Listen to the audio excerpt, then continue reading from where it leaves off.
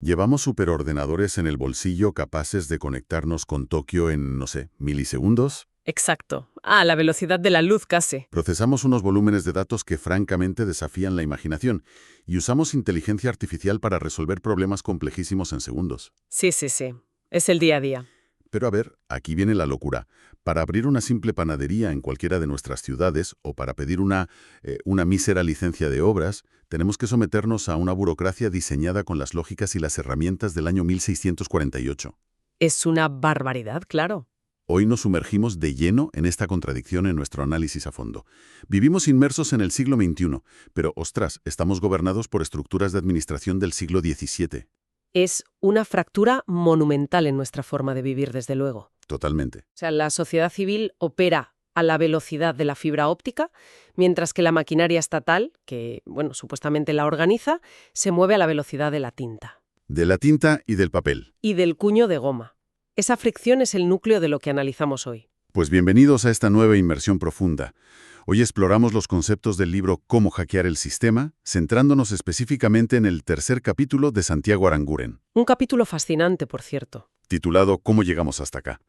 Plantea precisamente esto, cómo hemos llegado hasta este punto de colapso burocrático. Eso es. Y el objetivo de nuestra conversación no es simplemente, no queremos solo quejarnos de la lentitud de los ayuntamientos. Claro, la queja por la queja no aporta nada. Exacto.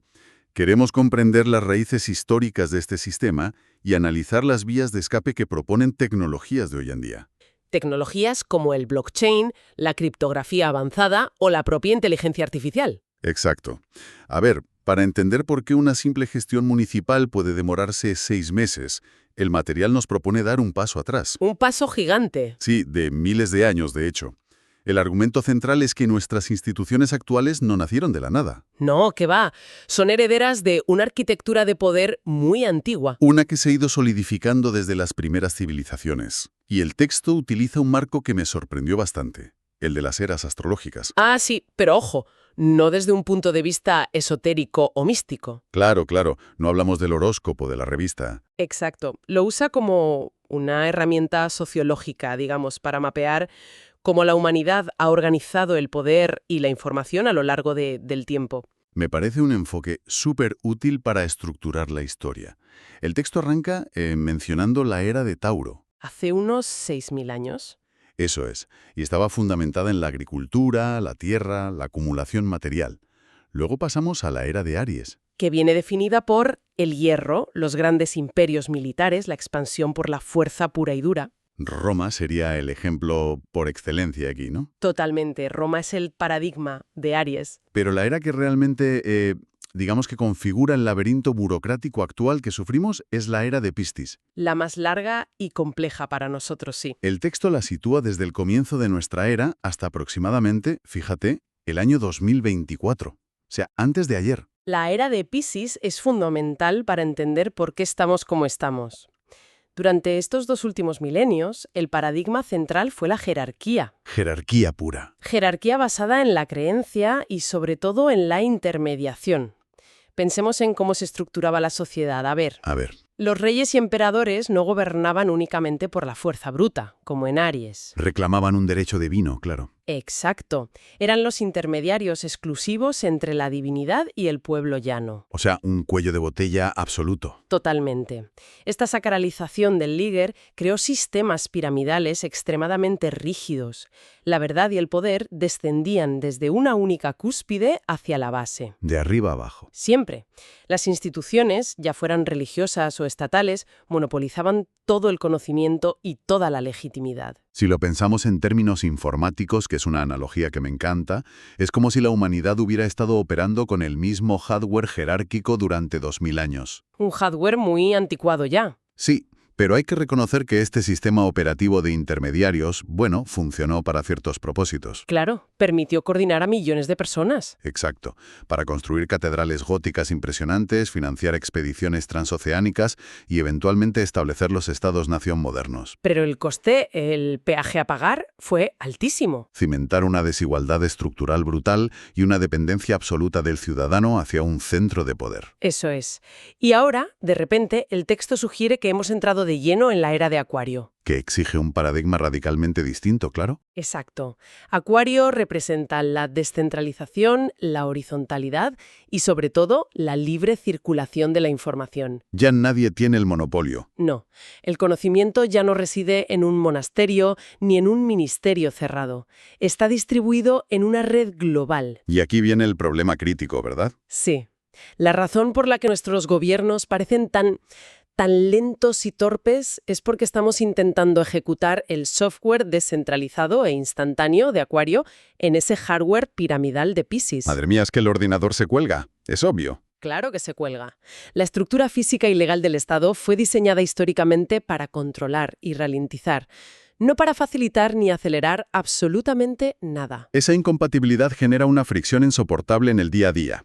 Y cuando un sistema se vuelve tan rígido que asfixia la innovación, pues siempre surgen grupos buscando una puerta de escape. Siempre pasa en la historia, sí. El material nos lleva a finales de los años 80 y principios de los 90, al surgimiento del movimiento cypherpunk. Un grupo interesantísimo. Fueron los primeros en darse cuenta de que no se podía reformar este sistema jerárquico desde dentro, usando sus propias reglas. O sea, no puedes usar las herramientas del amo para desmontar la casa del amo. Exacto. Tenían que crear herramientas completamente nuevas. Y los cypherpunks son una pieza clave en este rompecabezas, cuando publicaron el manifiesto criptoanarquista. Que fue en el 92, si no me equivoco. Sí, en el 92. Pues anticiparon algo que la mayoría de la sociedad ha tardado, no sé, décadas en comprender. ¿El qué exactamente? Que si las corporaciones y los estados mantienen el monopolio absoluto sobre la información privada y sobre nuestras transacciones económicas, la soberanía individual desaparece por completo. Claro, te tienen atado de manos. Ellos no veían la criptografía simplemente como unas matemáticas avanzadas muy aburridas para proteger secretos militares. La veían como un arma, ¿no? Exacto, como un mecanismo de defensa asimétrico, una tecnología que permite a un individuo cualquiera proteger su privacidad y sus recursos frente a organizaciones infinitamente más poderosas. Es fascinante, fíjate, porque esa filosofía tan de nicho es la semilla de la que brotan conceptos tecnológicos que hoy ya empiezan a transformar la gobernanza real. Sin duda. Uno de los conceptos más llamativos que explore el texto, y aquí quiero que te detengas, es la futarquía. Ah, la futarquía parece ciencia ficción total. A primera vista sí, pero la mecánica detrás tiene muchísimo sentido. La futarquía propone eliminar al líder político carismático tradicional. Al político de los discursos. Exacto. Y sustituirlo por mercados predictivos para tomar las decisiones públicas. Pero, a ver, explícanos esto.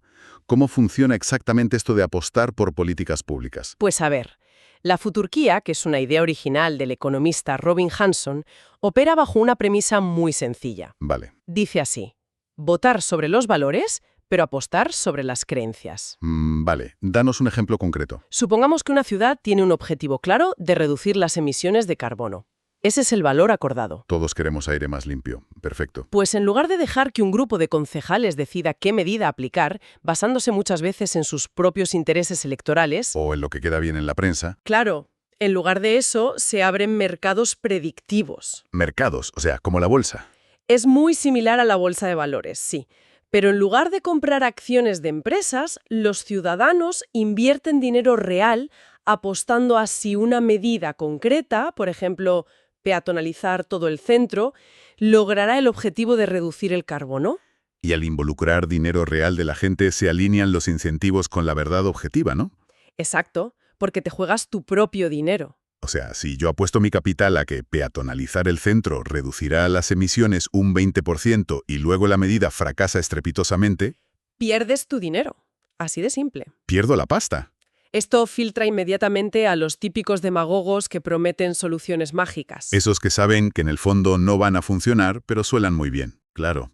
Se recompensa el conocimiento técnico y el análisis preciso muy por encima del simple carisma político. Precisamente.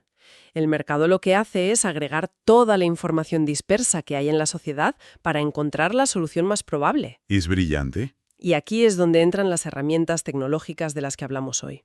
Para que un sistema así funcione sin que nadie lo manipule por detrás, necesitamos infraestructura que no dependa de la confianza humana. Porque la confianza humana ya sabemos cómo acaba. Exacto.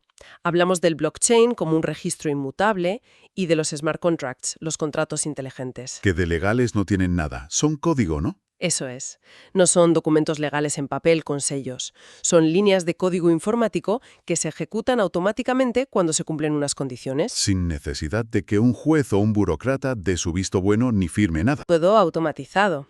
Y el texto también menciona las pruebas de conocimiento cero, las Zero Knowledge Proofs. Importantísimas. Esto es vital, para entender cómo podemos interactuar con el Estado sin ceder toda nuestra privacidad. Quienes nos acompañan, imagínense que quieren demostrar que son mayores de edad para entrar a un local o una discoteca. El ejemplo clásico, sí. Hoy en día enseñas tu DNI, y al hacerlo estás exponiendo tu nombre completo, tu fecha de nacimiento exacta, tu dirección y tu número de identificación. Le das tu vida entera al portero de la discoteca. Literalmente. Pues una prueba de conocimiento cero utiliza matemáticas criptográficas para que el sistema del local reciba un simple sí es mayor de edad. Un tic verde y ya está. Exacto, sin que reveles ni un solo dato adicional. Es demostrar que sabes un secreto sin revelar en ningún momento cuál es el secreto. La combinación de estas tres tecnologías. Fíjate, los mercados predictivos para decidir, los contratos inteligentes para ejecutar y estas pruebas de conocimiento cero para proteger la privacidad. Es un combo potente. Proporciona, por primera vez en la historia de la humanidad, la infraestructura necesaria para construir un sistema de gobernanza que no dependa de intermediarios que puedan fallar o corromperse. Sin embargo, y aquí viene el gran pero, implementar esto no es solo un reto puramente técnico. No, que va. Es ante todo un desafío mental, institucional y casi diría filosófico. Y aquí es donde me encuentro con el mayor contraste del texto. Me quedé a cuadros leyendo esta parte. A ver, cuéntame. Por un lado, estamos hablando de inteligencia artificial, criptografía cuántica, descentralización total, algoritmos. El futuro, vamos. Sí.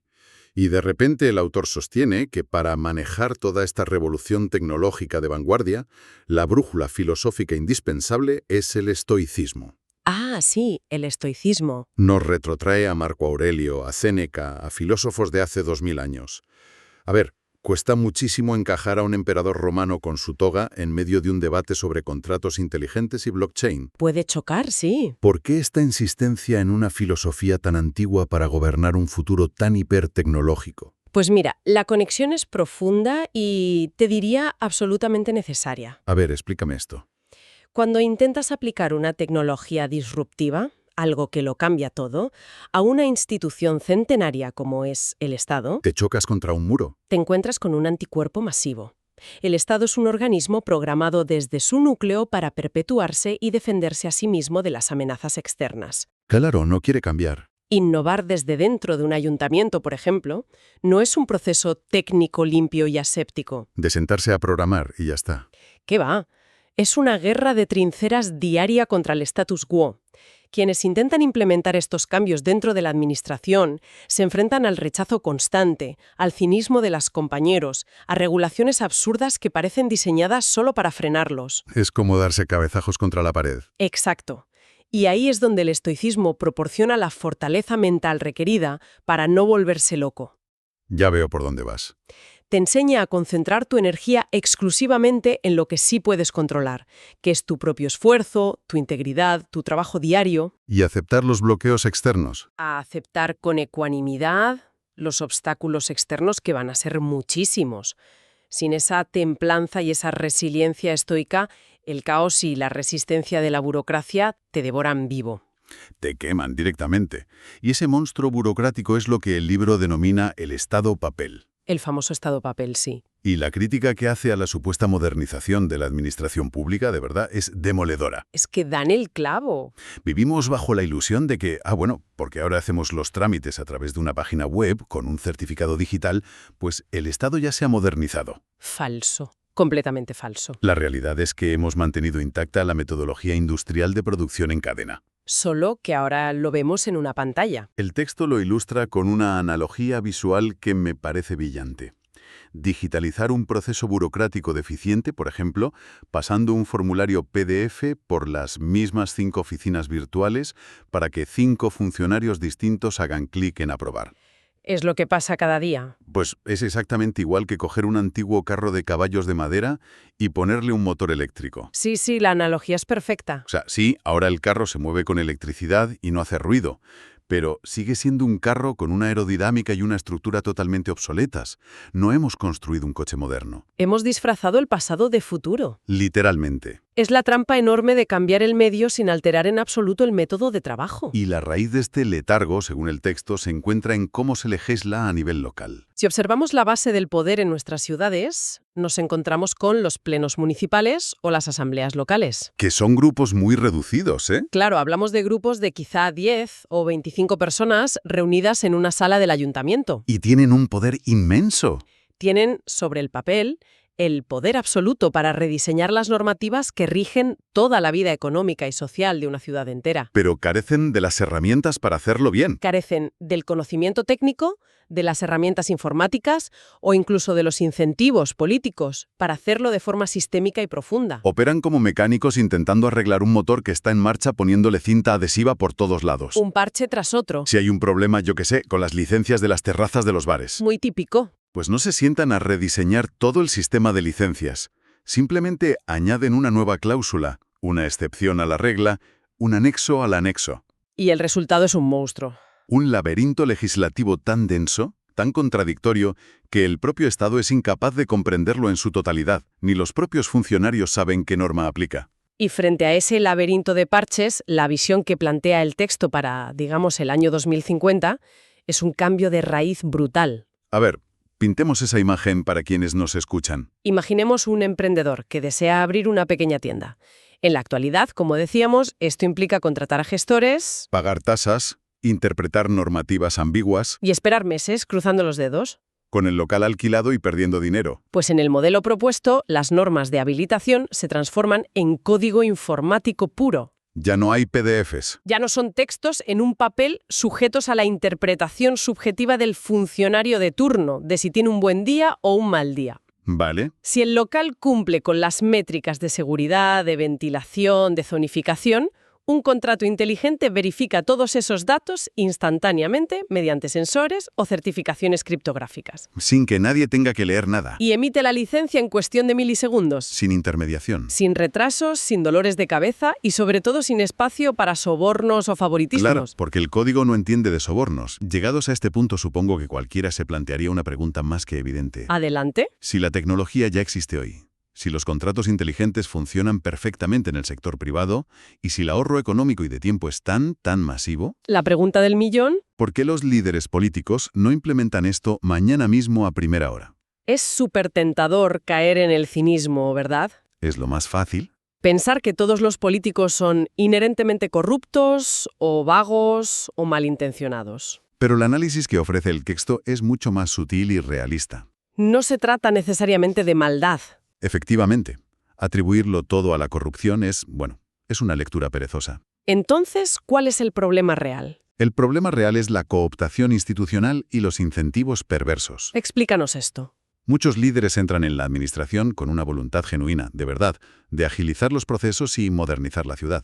Quieren hacer las cosas bien. Pero se encuentran atrapados en un sistema donde innovar significa asumir riesgos enormes. Riesgos políticos, claro. Uber comete un error grave en el primer mes. Da una licencia a un local que luego tiene un problema. Le crucifican en la prensa. Su carrera política puede terminar ese mismo día. Ya. Si por el contrario mantiene el sistema lento e ineficiente de siempre y el trámite tarda 6 meses, nadie le va a culpar a él personalmente. Porque la culpa es del sistema. Simplemente la gente se quejará de la burocracia, en abstracto.